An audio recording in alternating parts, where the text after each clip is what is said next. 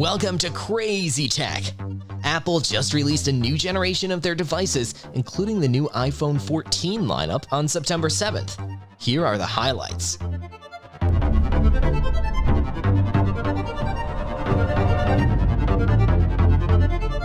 This is the new Apple Watch Series 8.